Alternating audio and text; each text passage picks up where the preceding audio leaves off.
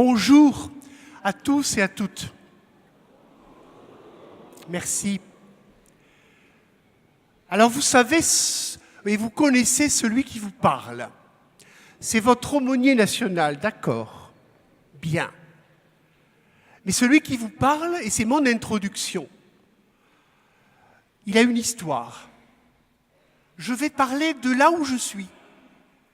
Certes, aumônier national, et avec vous depuis bon nombre d'années, vivant des choses extraordinaires avec LCE. Mais celui qui vous parle n'a pas plus d'autorité que vous. Il vous parle aussi au nom de ces 8 années que j'ai passées au CHU de Toulouse, à l'Oncopole, et dans la responsabilité des aumôneries diocésaines. Parce que ces 8 années, pour moi, je parle de là. Je ne vous raconte pas ma vie. Ces 8 années ont été extraordinaires. Elles sont dans le secret de mon cœur. J'ai profondément aimé servir l'hôpital. J'ai jamais râlé en me levant la nuit. Jamais. Pas une seconde. J'ai aimé le faire. Je parle de là. Et je voudrais vous dire qu'en tant qu'aumônier national, et je pense que c'est nécessaire en introduction, au niveau national, nous avons pris une décision et vous allez comprendre pourquoi je me suis situé. Depuis de longues années, le père Gilbert Limousin, qui nous a quittés cette année, nous le saluons quelque part. Il est en paix. Il a animé, c'était une longue tradition à LCE, cette préparation à l'onction. Nous quittons, nous avons dû, au plan national, faire face. Au nom de l'équipe nationale, j'ai donc demandé, l'année dernière, au père Alain Ratti de jouer ce rôle. Et clairement, je lui ai dit de le faire l'année qui venait. Et il l'a bien fait. Mais la décision de l'équipe nationale, et je vous le redis, elle consiste en ceci, de demander à des prêtres différents, chaque année, d'assurer la préparation à l'onction et la préparation à la réconciliation qui est concomitante à Saint-Pédis maintenant. De demander à des prêtres différents de se situer là où ils étaient. Aucun de ces prêtres, et ce pour l'année prochaine, j'en ai déjà trouvé 2 différents qui rentrent dans le jeu. Je leur ai demandé d'être eux-mêmes. Et si je vous ai dit d'où je venais et d'où je parlais, c'est pour vous dire qu'aucun prêtre ne dépasse un autre. Voilà ce que je veux vous dire au niveau national. Et tous sont beaux quand ils parlent du Christ et de la grâce de l'onction. Voilà. Je réponds à tous. Vous allez voir d'année en année, et après nous, car les aumôniers nous passons, vous allez voir d'année en année des prêtres différents. Et c'est une grâce. Vous m'avez entendu? C'est une grâce. Eh bien, je parle de là. Je pars de là. De l'humble prêtre que je suis qui a aimé l'hôpital. La préparation à l'onction, frères et sœurs, c'est pas seulement vous expliquer un rituel. Je vais le faire. Et un rituel, un sacrement plutôt, avec un rituel, un déploiement, c'est un acte du Christ. Mais avant ça, quand même, il faut dire quelque chose de plus. Il faut dire que ce qui touche le cœur de Dieu, c'est notre faiblesse. Alors vous allez me dire, mais ça c'est depuis Jésus. Non. Ça c'est la Bible. Et en recevant le sacrement ce soir, en étant pour la plupart d'entre vous les bénéficiaires de ce sacrement, et avec vos parrains, marraines, j'y viendrai, et avec toute l'assemblée de notre pèlerinage, nous serons tous quelque part bénéficiaires et acteurs de ce sacrement. Il n'y a pas ceux qui reçoivent et les passifs. Il n'y a pas les actifs et les passifs. Il y a une Église qui présente devant ceux qui, pour l'instant, ont besoin de plus de force. Vous m'avez entendu? Ce qui touche le cœur de Dieu, c'est notre faiblesse. Alors si vous êtes là ce matin, c'est parce que vous avez bien compris que depuis le dépoussiérage de Vatican II, on n'a rien inventé au Concile Vatican II. On a enlevé ce que les temps avaient voilé un peu. Et on avait oublié que ce n'était pas que le sacrement de la faim. C'est le sacrement de la fragilité, de la maladie. Il renvoie aux rencontres de Jésus, qui rencontre les fragilisés de la vie. Mais avant Jésus, c'est ça, j'insiste. Ce qui vous rassemble, ce qui nous rassemble, c'est que nous sommes faibles, fragiles. Et c'est cela qui touche le cœur de Dieu. Il s'agit rien de moins de faire valoir tout à l'heure, ce soir, un droit à l'importance, un droit à la vulnérabilité, un droit au sans-voix. On ne parle pas que parce qu'on a autorité, force et jeunesse. On parle parce qu'on est fragile et qu'on est entendu. Ce qui touche le cœur de Dieu, c'est notre faiblesse. Le pape François, ça a fait un tabac, ça a même levé des boucliers. Il a dit il faut que l'Église sorte. Alors certains ont entendu, il faut sortir des sacristies. Allons, il faut que l'Église sorte. Mais je vous dis une chose fondamentale de la Bible. Dieu est sorti de lui-même. Il n'est pas resté dans sa tour d'ivoire. C'est ça l'histoire de la révélation du Dieu unique des Juifs et des chrétiens, judéo-chrétiens, la Bible. Dieu s'est révélé. Il est sorti. Il n'est pas resté dans sa tour d'ivoire. Dieu est sorti parce qu'il veut sortir l'homme de ce qui l'enferme. Je ne suis pas à côté du sujet. Je suis en train de vous dire que Dieu est sorti pour vous et qu'il n'est pas resté je ne sais pas où. Il est venu vers nous. C'est la Bible. Et on arrive à Jésus, au pas de galop. Il est l'Emmanuel. Ça se traduit Dieu avec nous. Dieu prend chair. Dieu va jusqu'au bout. Dieu est sorti pour que vous sortiez de ceux qui vous enferment. Alors le pape François a écrit ça. C'est le cœur de Dieu qui est comme ça. Il ne se lasse pas. Il a agi toujours ainsi depuis les siècles. Il est sorti. Il a appelé des prophètes pour sortir. Il a donné Jésus pour sortir. Il a donné l'Église pour sortir.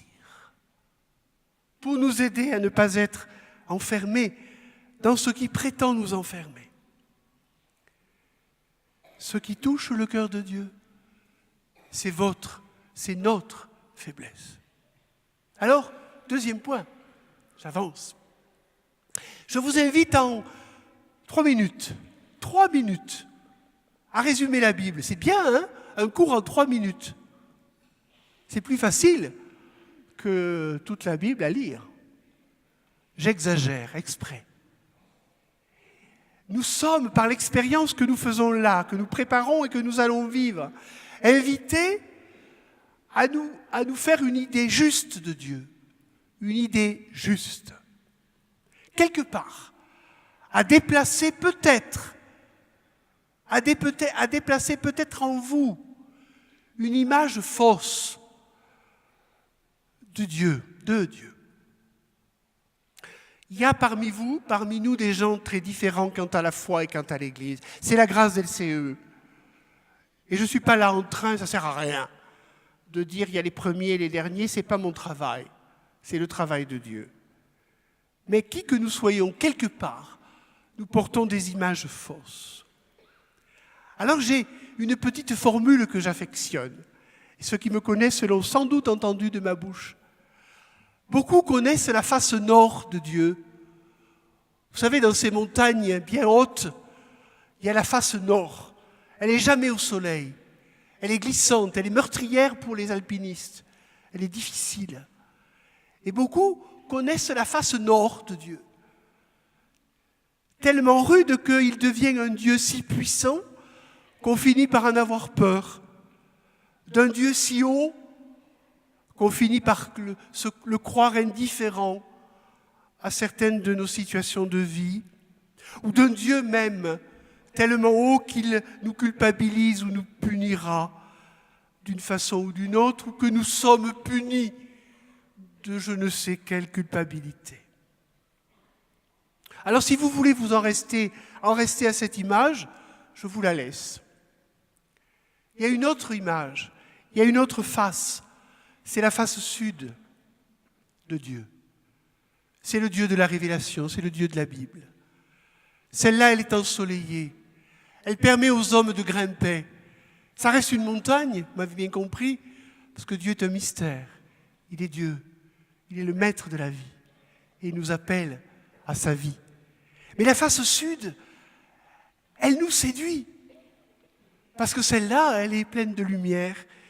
Et on peut essayer de grimper. Du coup, la face sud, c'est un Dieu qui devient accessible, proche, qui écoute. Et on arrive à Jésus, qui devient l'un de nous, Dieu avec nous. Vous ne me croyez pas, bien sûr. Cette belle image ne vous suffit pas. Eh bien, je vais vous donner 2 passages de l'Ancien Testament. C'est tout, que 2. 2 phrases. L'Exode, un des premiers livres du Pentateuque, les 5 premiers livres sacrés pour les Juifs et les chrétiens, l'immensité des croyants. Exode, chapitre 34. Dieu de tendresse et de pitié, lent à la colère, plein d'amour et de fidélité, qui tolère la faute et le péché. Le livre de l'Exode.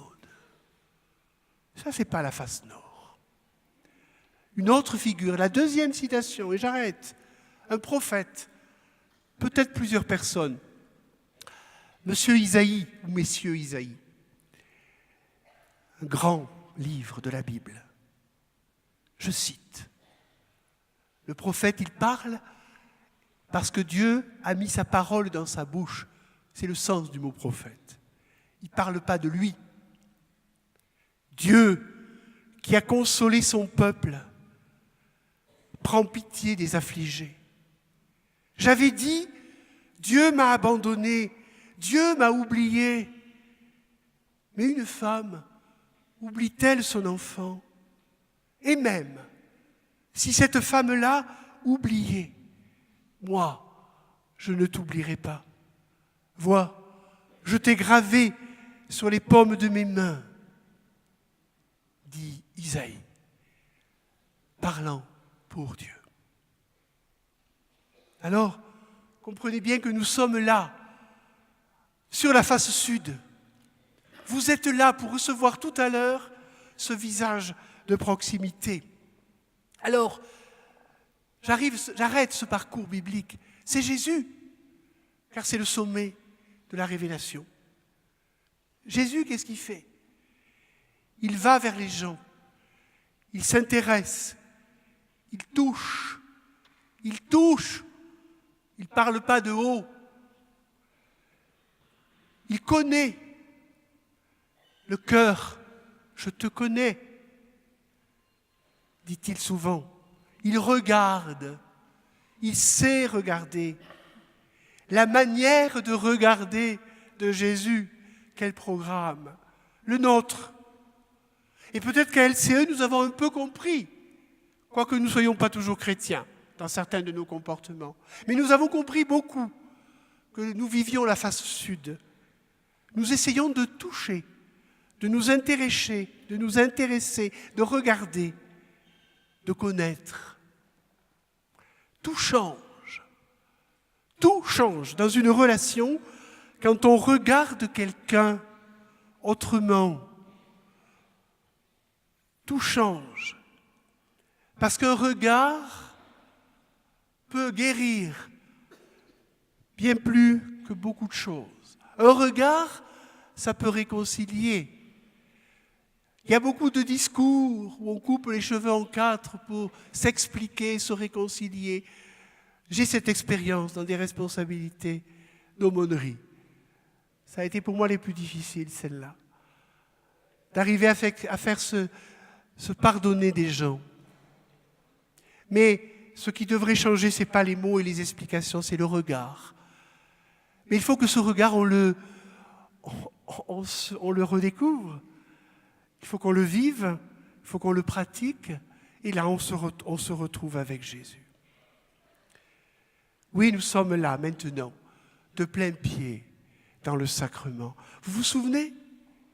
Je l'ai démontré à ma façon. Ce qui touche de Dieu, le cœur de Dieu, c'est notre faiblesse. Celui qui montre en Jésus sa face sud, ensoleillée. Vous savez ce qu'on dit des sacrements de l'Église ? Car l'Église, vous le savez, c'est l'instrument du Christ. Elle est imparfaite dans ses membres, elle est sainte dans son essence, dans ce que Jésus a voulu d'elle.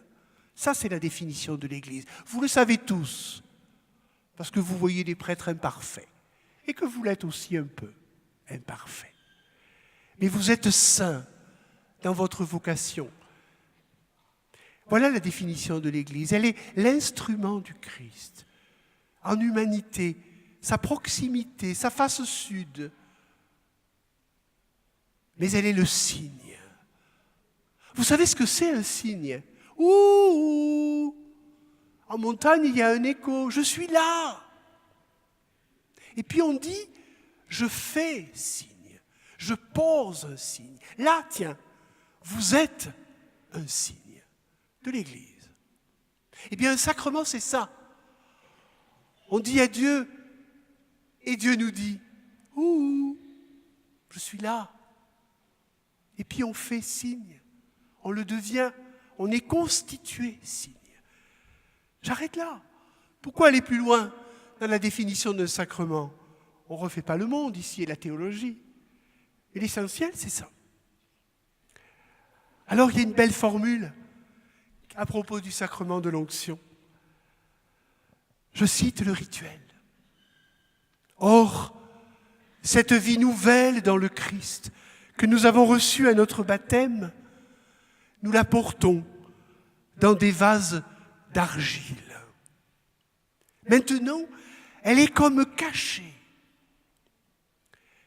Nous sommes dans une demeure terrestre.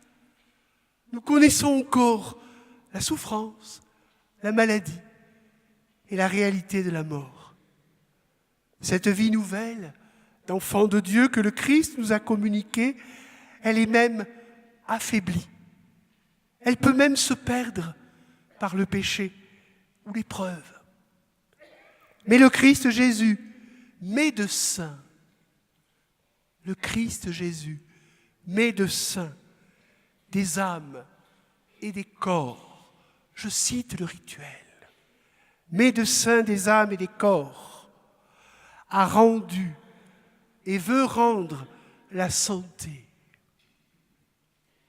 C'est le but des deux sacrements qu'on appelle de guérison. Le sacrement de pénitence ou de réconciliation et le sacrement de l'onction des malades. Alors on y est de plein pied. Jésus a donc été celui qui a regardé, touché, s'est penché, s'est approché de la part de Dieu. Et Dieu lui-même, c'est notre foi. Dieu avec nous. Alors on pourrait citer l'Évangile, là. Il est plus proche que le côté sud et le côté nord de la montagne. On a, dans plusieurs passages bibliques, Jean 9, Matthieu 6, Marc 6, Actes 3, On a des moments où Jésus appelle les 12, l'Église naissante. Allez, baptisez guérissez. L'appel de Jésus, le pouvoir de Jésus. C'est l'Église. Les prêtres ne sont pas au-dessus de vous, ils sont signes, instruments. Instruments. Allez, baptisez, guérissez. Qu'a fait Jésus dans ces passages que je viens de nommer? Il a fait des onctions. Dans le livre des Actes, on parle des apôtres, on parle de Pierre, il faisait de nombreuses onctions. On ne sait pas trop comment, mais le mot, il est là. Et puis vous vous souvenez peut-être de ce passage d'évangile où Jésus, devant l'aveugle, se penche, crache, mélange sa salive à de la boue, à de la terre et fait de la boue, et pose cela sur les yeux de l'aveugle. N'est-ce pas une onction, ça? Oh, rassurez-vous, tout à l'heure, les prêtres ne vont pas cracher et faire de la boue. Ils vont prendre de l'huile jointe à un parfum précieux. Mais ce que Jésus a dit là, c'est quelque chose de tout son être qui s'engage. Vous savez, quand on dit « il n'y a qu'à faire », et puis on ne fait pas, on ne se mouille pas, tiens. Jésus va jusqu'à mettre de la salive. Ce n'est pas un manque d'hygiène, c'est qu'il s'engage. Il s'appuie sur quelque chose de concret, tiens, comme une onction. Et l'Église primitive a toujours vu dans ce geste-là, de cette salive curieuse, qui guérit, le fait que Jésus prend un support concret. Vous me voyez arriver avec mes grands sabots. Tout à l'heure, vous allez recevoir des signes et des gestes. Les prêtres, évidemment, et les évêques ont reçu ce pouvoir de Jésus. C'est le ministère sacerdotal. Donc ils vont faire sur vous ce que Jésus a fait. Il y a un geste majeur que Jésus a fait aussi souvent. Je vais revenir aux onctions. Il a imposé les mains, posé la main. Et on le fait dans tous les sacrements, tous. Il y en a 7 sacrements, on le fait dans 7 sacrements. Et on se tait. Dans le rituel, on commence à dire que le prêtre impose la main, et puis après, parle. Eh bien, les prêtres, tout à l'heure, avec l'évêque président, va vous imposer les mains, un peu de loin, mais un peu si proche. Un geste de Jésus. Une onction, j'y reviens. Une belle huile d'olive, souvent. Et on viendra vers vous. Et on vous marquera, tel l'aveugle de naissance, de cette huile, de cette proximité par un moyen, un instrument, un signe. Et on va vous le faire sur 2 parties de votre corps. L'Église est sage. Et les prêtres, nous nous devons de respecter ces 2 gestes. Alors, on marque le front, on marquera votre front de cette huile avec le signe de la croix, bien sûr. Et on dira cette parole qui va faire pénétrer le Christ dans la face sud de Dieu. Une onction qui va pénétrer. C'est quoi votre front? C'est votre tête. Qu'est-ce qu'un homme? Un homme s'est créé libre par Dieu, avec son libre arbitre, sa volonté, sa capacité de dire oui ou de dire non. Ça, c'est un homme tel que Dieu le veut. Eh bien, c'est toute votre liberté que le Seigneur va marquer, toucher, imprégner. Et puis, on va vous inviter à ouvrir vos mains. 2e onction. On va marquer l'intérieur de vos mains. Mais les mains, c'est un instrument. Les mains, c'est majeur dans une vie. Ça fait, ça communique, ça lie, ça relie. Ces mains seront comme votre tête marquées de cette onction. Vous voyez que les signes Ce n'est pas des trucs et des machins. C'est vraiment la réalité du Christ. Alors je sais, nous aimons la célébration de tout à l'heure et de cet après-midi à LCE. C'est un grand moment. Pourquoi ? Nous sommes hypersensibles tous à ce moment parce que le Seigneur touche.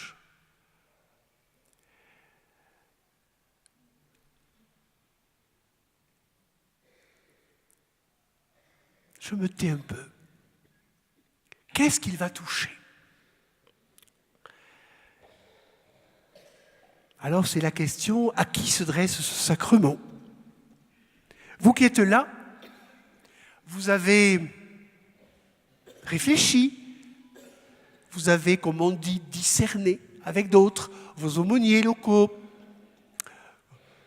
plein de gens, prêtres ou non prêtres, qui de l'Église vous ont aidé à comprendre un peu et à vous décider de demander ce sacrement. Et votre liberté, elle est souveraine. Alors vos motivations sont diverses, variées, c'est normal, comme les prêtres qui vous parlent, d'une richesse, la diversité. Aucun d'entre nous n'a le privilège de je ne sais quoi. Alors, je me suis amusé à écrire ceci un peu. À qui s'adresse ce sacrement ? Et nous y venons pourquoi ? Parce qu'évidemment, on est atteint dans notre corps par la maladie. Et que notre corps, subitement compris comme un être réduit, fragilisé, nous questionne. Alors du coup, on comprend que le Christ a quelque chose à dire. On peut être fragilisé dans notre communication avec le monde. On comprend que notre maladie, quelque part, limite notre relation avec les autres. On peut aussi être en crise, être fragilisé avec notre relation avec Dieu. Et longtemps, de l'avoir cru, vous savez, la face nord. Mais qu'est-ce que je t'ai fait, Seigneur ? Et qu'est-ce que tu me fais ? N'est-ce pas ? Ça, c'est être fragilisé dans notre relation à Dieu. On est atteint, parfois, dans sa relation à Dieu. Jusqu'à dire, puisque je traverse ça, tu n'existes pas. Et puis, on peut être aussi fragilisé parce qu'on a perdu le sens. Subitement, par cette maladie, aussi cette réalité des cancers, qui n'est pas tout à fait comme les autres, qui touche nos cellules, les sens même de ce qui nous constitue, on perd le sens. Mais c'est quoi ma vie ? À quoi elle sert maintenant ? Ça y est, on a perdu le sens. Alors l'Église, pour répondre à ma question, à qui s'adresse ce sacrement ? Elle y répond. Les prêtres, nous en avons reparlé avec Monseigneur Fanlu à la réunion des prêtres au début du pèlerinage. Une question qui reste toujours vraie. Alors l'Église, elle donne des moyens, des repères. Et puis elle laisse à ses ministres aussi cette part de discernement avec vous.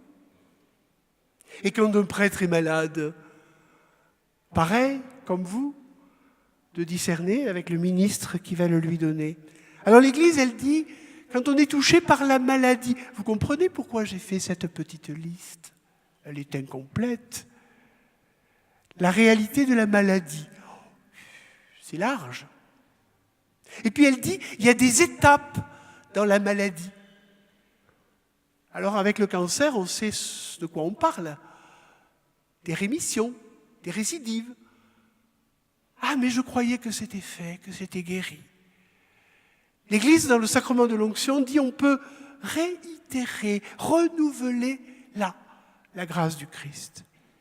Elle dit, il peut y avoir des opérations à venir et on peut, là, appeler la grâce de l'onction. Et puis certains disent, pour le recevoir, il faut avoir vécu, il faut comprendre. Allons, l'Église dit aussi que ce n'est pas une affaire d'âge, qu'il y a des enfants qui peuvent le comprendre mieux que nous. de l'hôpital des enfants, Paul de Viguier à Toulouse, Purpan, je connais un peu. J'ai le souvenir d'un petit David. Il m'a marqué à vie.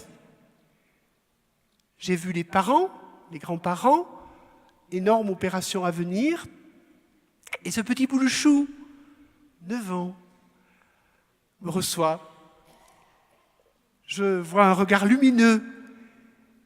Il me prend par la main, il me conduit au petit salon ludique, vous savez, qu'il y a dans les hôpitaux d'enfants, les petites tables de maternelle. Alors vous voyez le grand dadé que je suis.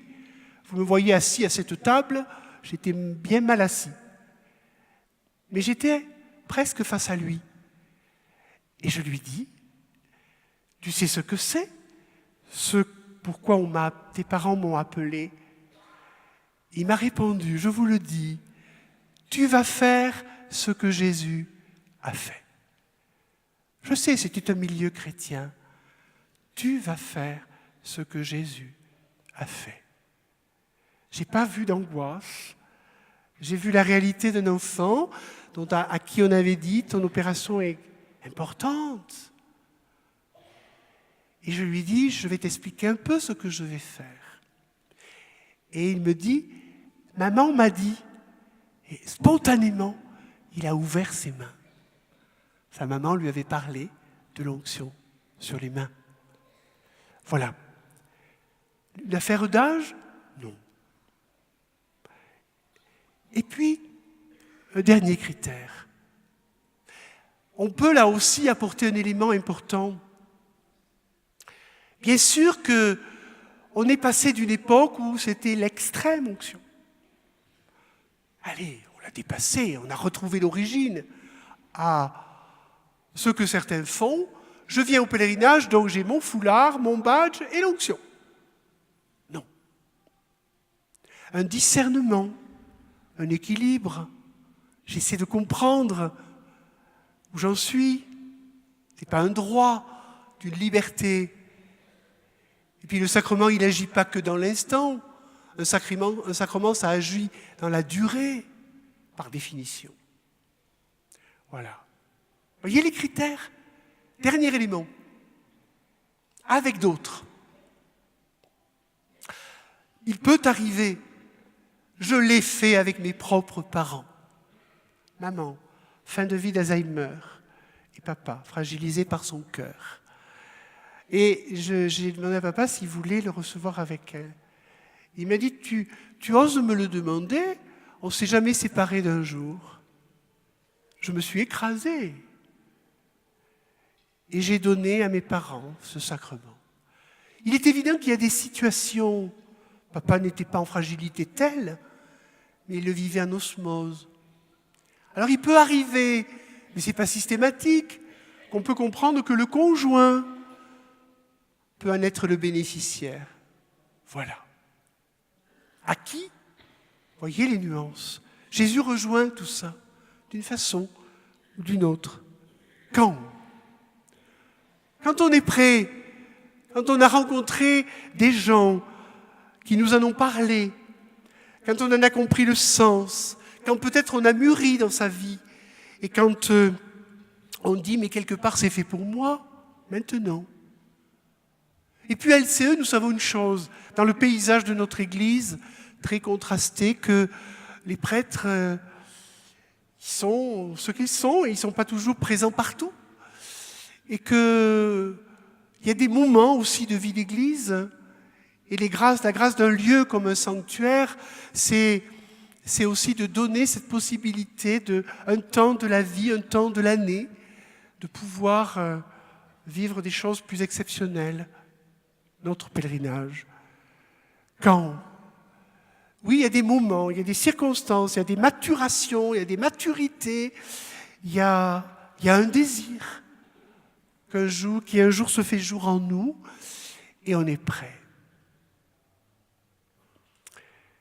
Avec qui? Alors je l'ai évoqué un peu, avec qui? Je l'ai évoqué un peu avec un conjoint possible, mais avec qui on le reçoit et avec qui on le célèbre. Vous savez, dans l'épître de Saint Jacques qui nous sera relue, l'épître de Saint Jacques, la lettre de Saint Jacques. On retrouve là la définition de ce que la primitive Église vivait, de ce que Jésus avait donné. Et l'Église, dans le sacrement de l'onction, redonne à entendre ce passage de l'épître de Saint Jacques où, de quelque manière assez primitive et pure, on le vivait. Quand quelqu'un de nous est malade, qu'on appelle les presbytéroi en grec, les anciens, les sages, les prêtres, on les appelle pour exercer le ministère du Christ, et puis on priera avec les frères. Donc ça veut dire qu'il y a les prêtres, et puis il y a vous, il y a nous, il y a la communauté de l'Église déjà, même petite, même réduite à une seule personne. L'épître de Saint Jacques évoque ce caractère quelque part ecclésial et communautaire. On appellera les presbytéroi, les prêtres. On priera avec la communauté de l'Église. On fera ce que Jésus a fait. On imposera les mains. On fera une onction d'huile. Une onction précise. Et puis, dans ce sacrement, le malade s'en trouvera bien et il recevra le pardon de ses péchés. Voilà, un peu rapide, l'épître de Saint Jacques. Donc, avec qui nous allons vivre un moment assez essentiel. On peut vivre ce sacrement de multiples manières et à l'hôpital, on le vit parfois dans l'intimité d'une chambre et nuitamment avec un proche parfois, dans un silence. Mais là, c'est tellement beau de le vivre communautairement parce qu'on se souvient que Jésus passait de ville en ville et de village en village et qu'il guérissait.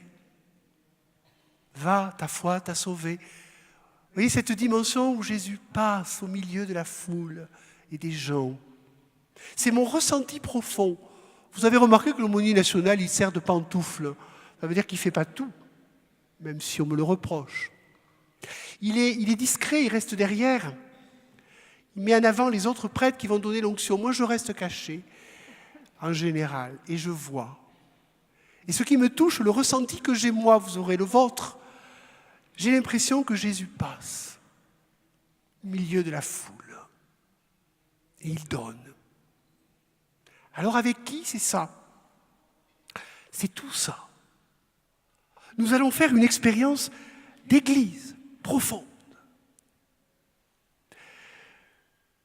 La parole sacramentelle dit que le Seigneur vous réconforte par la grâce de l'Esprit Saint. Ah, voilà quelqu'un que j'ai oublié. Non. Nous croyons au Dieu Père, qui n'a pas que la face nord. Nous croyons à Jésus, Dieu lui-même et son envoyé proche.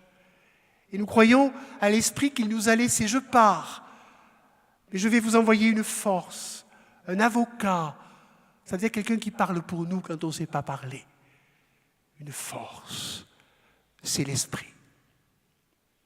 Eh bien, que le Seigneur vous réconforte par la grâce de cette présence. Et à la fin, on dit, et Monseigneur Fanlu dira au nom de tous, pour tous, désormais la force de Dieu agit dans ta faiblesse. Alors, je vais terminer en évoquant les fruits. Pardon, j'ai juste oublié avec qui le rôle de ce que nous appelons à LCE les parrains et les marraines. Et vous êtes là. Alors, moi j'aime bien la racine latine du mot. Alors, elle n'est pas tout à fait juste, mais il y a un mot latin qui n'est pas un mot américain. Si je vous dis sponsor, ça vous parle? Sponsoring, ça veut dire c'est ceux qui payent, vous savez? Quel est le sponsoring? Qui c'est qui paie derrière pour cette manifestation? Le mot latin, c'est sponsores. C'est c'est celui qui aide, c'est celui qui soutient. C'est pas celui qui paye. Oh, il n'y a pas de ouf. C'est celui qui soutient. Eh bien, dans ce « avec qui » il y a vos parrains, marraines. Ça veut dire que vous avez quelque part choisi, ou on vous a aidé à choisir, quelqu'un qui sera à côté de vous tout à l'heure, et peut-être tout au long de l'année, parce qu'à LCE, nous le savons, le pèlerinage n'est pas tout. C'est notre vie dans nos délégations qui est beaucoup. Et que donc le parrain et la marraine, ils ont un rôle à jouer. Voilà. Sponsores, un tuteur, un soutien, un rappel de la grâce reçue. Je termine. Les fruits. Enfin, il faut y arriver quand même. Si tout ce parcours biblique de Dieu qui sort de sa tour d'ivoire, sans arrêt, et j'ai dit à ma manière ce que l'Église dit. Ce Dieu qui sort, c'est bien pour que quelque part on en fasse quelque chose, qu'on devienne ce qu'on a vocation à devenir. Et donc ça s'appelle des fruits. Et dans un sacrement, on dit, il y a des grâces. Il y a quelque chose qui est donné, il y a quelque chose qui va se passer. Oh, je sais que vous m'attendez là. Pourquoi on reçoit l'onction? Pour être remis debout, pour être consolé, pour retrouver la confiance, peut-être pour être guéri par le corps ou dedans. La paix, un sentiment de paix, une confiance nouvelle, le fait de me sentir debout de nouveau, même si je reste assis dans mon fauteuil, je me sens relevé. Et puis, et je termine vraiment par là, il y a un mot qui nous rassemble tous, c'est le mot « espérance ». Il y a quelques mois, on m'avait invité de parler de nous à LCE, à la session des aumôniers de la province de Toulouse, à la cité Saint-Pierre. J'ai parlé de LCE, certains m'ont dit trop. Alors vous voyez, je prêche trop de LCE. Parce qu'on peut.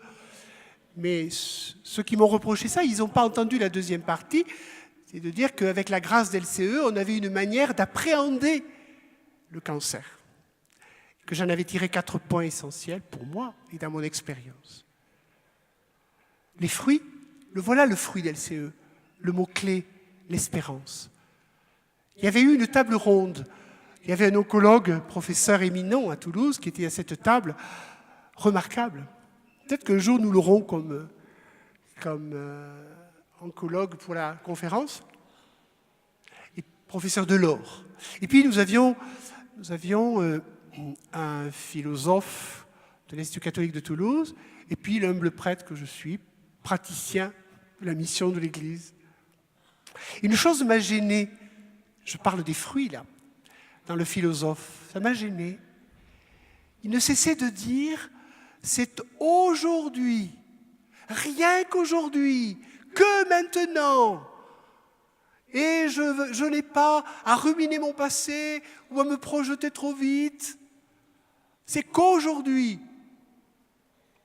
Moi, j'ai levé la main plusieurs fois. Et je dis, pour nous chrétiens, il y a l'aujourd'hui de Dieu, très bien, mais il n'y a pas que ça. Et j'ai redit le sens du mot espérance, vous le connaissez. Je suis dans le noir. Hier, à la célébration, on était dans un trou, une caverne. La situation, les circonstances font que je ne vois rien, que je ne vois que ma maladie, ma difficulté, mon incapacité, ma pauvreté. Je suis fermé. L'espérance, c'est ce petit bout de lumière là-bas, tellement loin et tellement petit. Sauf que ça change tout et qu'on n'est pas que dans le présent. De mon noir là, je vois l'issue et je sais où aller. Je marche. Vous m'avez compris? Le fruit majeur du sacrement que nous allons vivre, c'est l'espérance.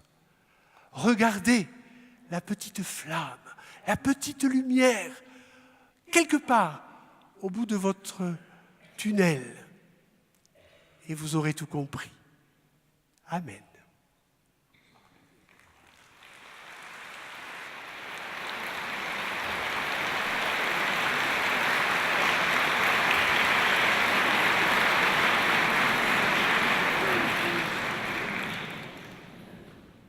Je vous redis que l'année prochaine, vous aurez, il est déjà choisi, la grâce d'un prêtre différent. Voilà, vous allez être reconduit doucement. Ah, j'ajoute un élément oublié, mais il me revient maintenant, c'est que, parce qu'une question revient de temps en temps, et je ne vais pas faire les prolongations, mais certaines disent, je voudrais recevoir le pardon. Je n'ai pas appuyé sur ce sujet. On dit que, vous savez, dans l'épître de Saint Jacques, que le pardon est donné. Mais ça ne veut pas dire que tout est résolu. Et vous avez votre conscience, la petite voix de la conscience qui vous dit « Ah oui, mais j'ai quand même quelque chose sur le cœur. » Et même si ce sacrement, il va me réconcilier beaucoup avec ce Dieu si proche, j'ai envie, j'ai besoin de le dire à un prêtre pour la confession. Donc, l'Église dit que l'un n'empêche pas l'autre et que si vous avez le désir profond d'aller vous réconcilier, vous pouvez demander à vos hospitaliers d'être reconduits ou conduits à Saint-Pédis pour rencontrer les prêtres que je vais maintenant rejoindre. Merci.